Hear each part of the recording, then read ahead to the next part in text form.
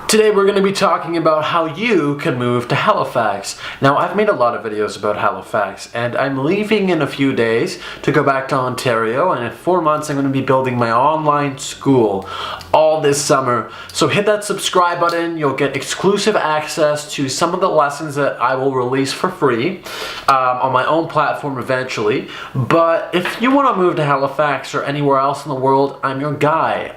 That mindset, I'm all about it. I love that stuff, and I've traveled, so I think I'm the person to help you. Now, you want to move to Halifax. Moving to Halifax is like moving anywhere else in the world. But I want you to be able to understand the city and understand the mindset that goes into moving somewhere else. What the hell was that? Anyway, you gotta be like that guy. You gotta think fast. You gotta be able to, really hunker down, and for the next 2 or 3, not hunker down, you're not going to sleep, you're going to triple down. And for the next 2 or 3 months, you're going to devise a plan and work it. So basically, what that means is building up a savings. You need to find a job and you need to put away more money than you are spending. That doesn't necessarily mean only eat peas for the next 5 months, but it means, what's your priority here? Do you want to move to Halifax badly enough? And if you do, you need to create a savings. Now, if someone is paying your way through, great. But if you're paying for it yourself, it's gonna be tough anywhere you move. But also in Halifax, it may seem like it's a cheaper city and you're thinking, hey, you know what? It's not too bad. It's better than Toronto. But you know what? Winters get hard. You may get cabin fever in your apartment and you're going to want to leave. You're going to want to go out. You're going to want to see friends. Even if you tell yourself, hey, I'm only going to study, it gets expensive. Because as a student, you repeat the same daily cycle again and again and again. You have to know in Halifax, because of the weather, because of the way that the city is, and because there's such a large student population, you're going to have enough rainy day savings, literally, because it's raining here all the time. So when you're moving to Halifax, you need to take into account the environment and some of the things that are going to happen. And if you want to move to Halifax, you need to understand the weather. So what I recommend you do is just go watch my other videos about the weather in Halifax. If you type in weather in Halifax, I have a video on it. I believe it's the first page of YouTube, but understand the weather. So you need to be saving enough money. How much should you save? I can't tell you. It depends on your eating style. It depends on what you're doing, how much you want, what sort of apartment you want. So there are so many things that factor into that. But as a general rule, I'm going to tell you, it would be good for you to be able to save enough. I know you may borrow to pay your tuition, that's fine.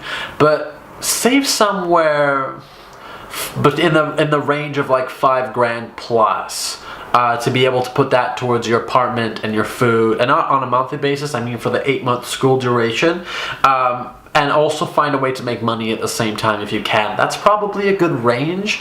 Otherwise, you're going to be pulling yourself into a lot of debt. That's what I recommend, but it really depends on where you go, and that's not necessarily going to pull you through the 8 months. It definitely won't, but it's going to be a good, start range for you to be able to do something with it. And now that means you're going to have to be kind of frugal. So that's what I recommend you do. But moving to Halifax, you have to understand, you know what? This is something that's accomplishable. The mindset is very simple. All you have to do is tell yourself you can do it. Put away some savings, figure out the logistics, get into school, get accepted. And you may not be going to school. You may just be moving here with a family. I recommend if you're moving here with a family, moving anywhere with a family is tough, don't just assume it's way better than where you live. Don't assume that because it's Canada, if you're coming from another country, it's going to be great. Because we have harsh conditions too. Our winters are hard. And I keep pumping up this winter as a difficult thing. It's really not hard on the day that winter hits. It's not hard because it's snowing outside. But when you go through 4, 5, 6, 7 months of snow, and you're hustling and you're working and you have a family to feed, it isn't easy. So look into the logistics, budget appropriately, and try to make a plan. Try to write it down. The last thing I'm going to leave you with, if you want to move to Halifax, you need to set the day you want to do it by and give yourself a reasonable amount of time. not 10 years, not 5 years. I would say 1 to 3 years, depending on where you are financially, depending on where you are mentally, and if you're moving with people, depending on where they are in their life. You have to take all those things into account. But I'd say 1 to 3 years is a really good time to plan to go anywhere. If you're ready now, hey, make the move tomorrow. But if not, I would give it about a year to figure out how much you need to save, where you want to go. When you arrive here in Halifax, I said that was going to be my last tip, but this is very important. Do not buy a place before you arrive here. And do not let anybody take your deposit. This is very important. Some landlords do this. The sleazy ones will take your deposit and they won't give it back to you. They'll say, oh, we took your deposit. You don't want to stay at this place? We're going to keep it. No. That's why I'm saying come here with enough of a savings.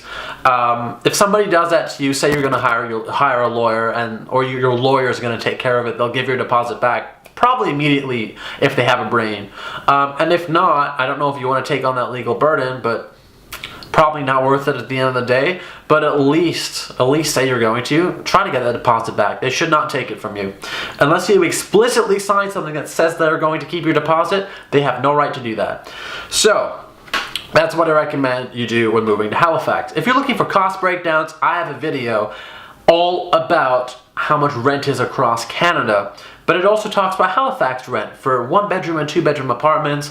I give an apartment tour at my place. I give a tour outside of Halifax. We talk to people on the streets. There's so many different videos that we've made, so go ahead and check those out on the channel. I really appreciate you if you subscribe, and thanks so much for watching my video. If you're moving to Halifax, good luck. I know you can do it. Keep that mindset and keep those plans.